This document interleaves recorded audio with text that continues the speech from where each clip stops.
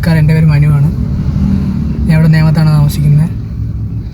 ഇതൊരു ബാലരാരം വഴി വർക്കിന് പോകുമ്പം ഒരമ്മച്ചി ഒരു വീട്, ഒരു കുടിൽ ഏത് നിമിഷവും വീഴാറായ സാഹചര്യത്തിലാണ് അമ്മച്ചിയുടെ വീടിരിക്കുന്നത്.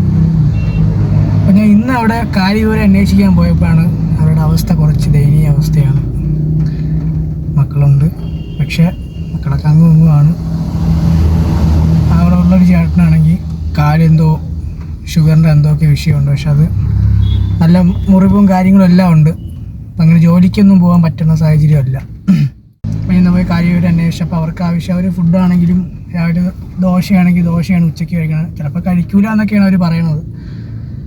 അപ്പം പിന്നെ വീട്ടിലൊരു മാസത്തേക്ക് ആവശ്യത്തിനുള്ള സാധനങ്ങളും കാര്യങ്ങളും ആ ചേട്ടനുള്ള മെഡിക്കലിൻ്റെ ആയിട്ടുള്ള കാര്യങ്ങളെല്ലാം വാങ്ങിയിട്ടുണ്ട്.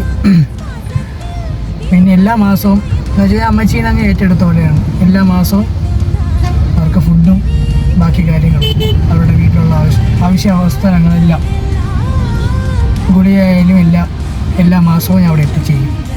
എന്നെക്കൊണ്ട് പറ്റുന്ന രീതിക്ക് ഞാൻ ഈ ഓരോ മാസം തോറും അമ്മച്ചീനെ എല്ലാ മാസവും അമ്മച്ചീനെ ഏറ്റെടുത്ത പോലെയാണ് എല്ലാ മാസത്തും ഉള്ള സാധനങ്ങളെല്ലാം അവിടെ എത്തും.